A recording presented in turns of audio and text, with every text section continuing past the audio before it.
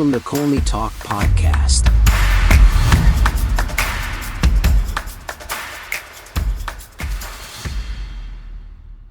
Hello and welcome. Hope you're doing well. You're listening to the Colney Talk Podcast. I'm your host, Alex, with another bite-sized show for you here today. It's the Europa League. Arsenal and FC Zurich. The midweek games begin.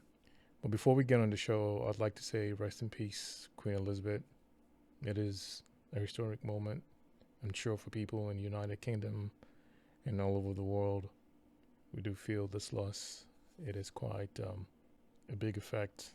We share that same sense of loss because it is a monarch that has passed away, and that transition and the severity of that is quite significant, and we do take time to remember that. And also here in the United States, in remembrance of 9/11, we will never forget. Also here in the United States, in remembrance of 9/11, we will never forget the innocent lives lost, including the emergency responders and so many others involved. As a country, we will just continue to commemorate to all those that were lost in this tragedy and affected. May the souls of the departed rest in peace. So about the game, 2-1 win over FC Zurich. It's unfortunate we couldn't score more to make it a bit more comfortable. If you are like me, anticipating to see Vieira shine more in the game, it was more of flashes instead. Sometimes a bit not present, but he did show that he was keen to get on the ball, which was good to see, and we'll probably see many more of that. But then there could be other reasons why the game wasn't finished off early in the first half. But I'll stick with a more reasonable one, at least for myself, which is FC Zurich were more organized against us. They did play in a very controlled formation. It just didn't seem like they were intimidated. I think this notion of teams that could be a walkover or might not be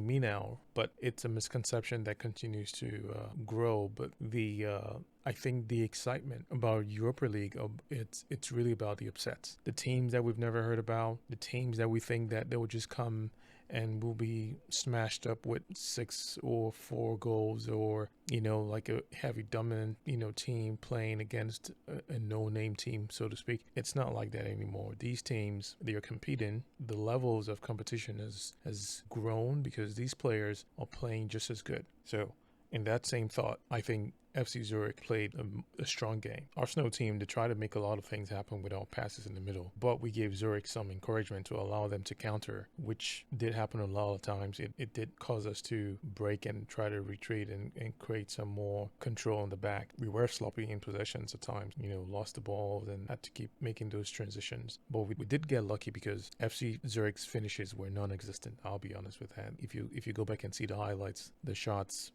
in the first half at least were not really impressive. Arsenal in the first half, they tried to keep strings of passes in Zurich's first half of the field, which was good.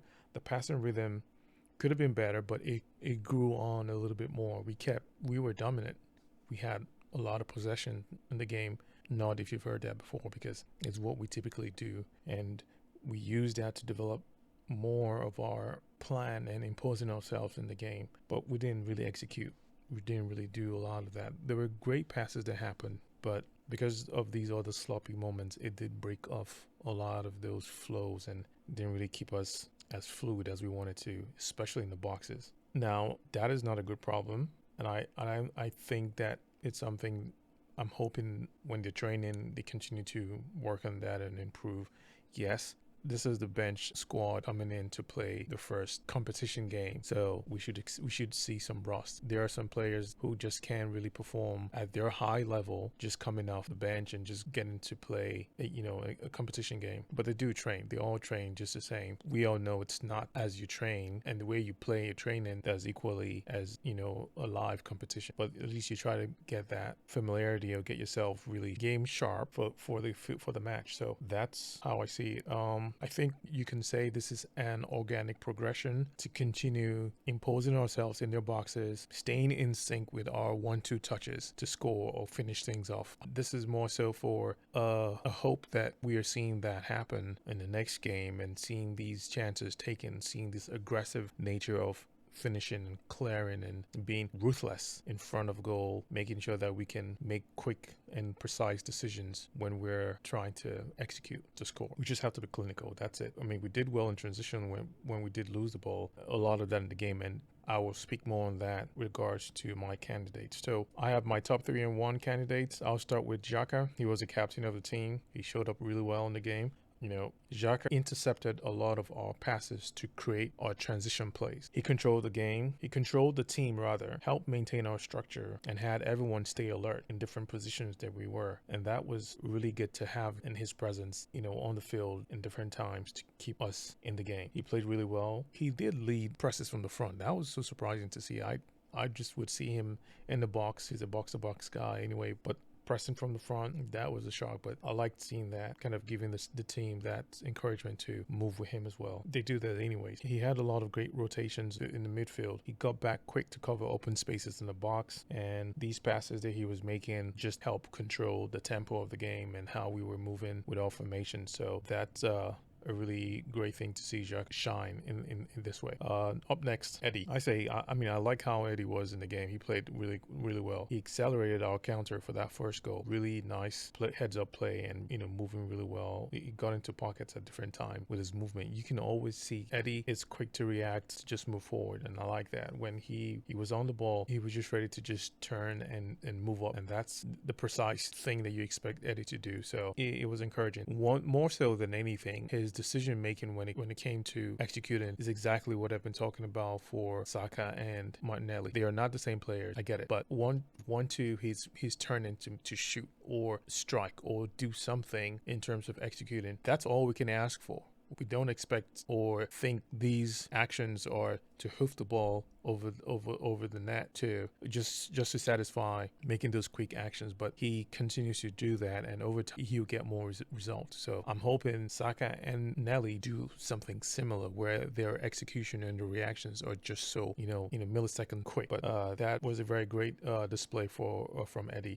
You could see in the game how he glides with the ball. He does that often, and that's his consistent style of playing. And his play combination with Marquinhos was really good, and I'm pretty sure we'll see other Europa games having two of them, Eddie and Marquinhos, play together like this. So more to see, more to come. And my third guy, obviously Marquinhos, his debut and beautiful goal by him. I mean, it's not an easy finish. I like the emotion that he was showing because it meant a lot to him. We were all happy to see him score and play really well. As much as I was excited to see Vieira, Marquinhos was really the unknown. Yes, he's a winger, but we didn't really think he would. I didn't think that he would, show up like this in the game. But boy, did he show up. Very physical, very quick, making good movements, good passes. He did plenty to impress me in the game, and I'm glad to have him play more, get more opportunities, deservingly so, to grow his experience in the team and really solidify why he is part of the plan going forward. So yeah, the question becomes, is he really going to go out on loan? But that's a question for another time.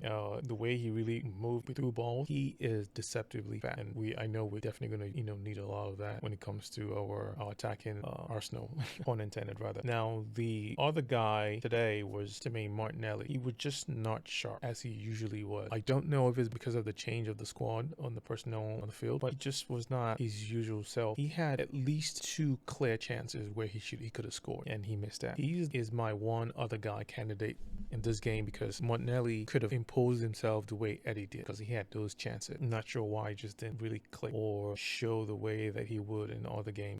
Losing the ball in the middle of the field, as I mentioned, could be change in personnel that affected his flow of the game. Those missed chances, it just makes you ask these questions like, why this drop off? I know I won't fault him on his effort still, not one bit. I mean, those chances, every player, goes through that. But, there was quite a drop off in this game for Martinelli, and that's why he's the other guy in this game. The away fans, we did hear from you. We heard your chant and your singing. Well done. I always like to see or get a sense of your presence when we watching this game, and hear all the chants for the players and Arsenal fans, and that's really good. So well done there. Special mention to Gabriel Magalhaes. I know that I'm not pronouncing that name very well, but Gabby, he did do a lot in the back, clean things up, making good passes out front.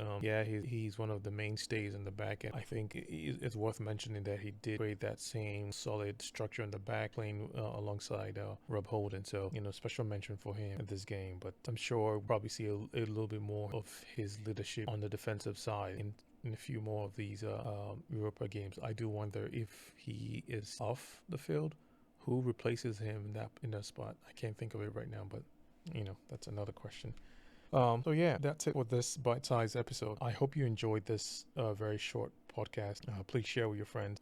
Thanks again for listening to Colney Talk podcast, and catch you on the next one. Take care. Bye for now.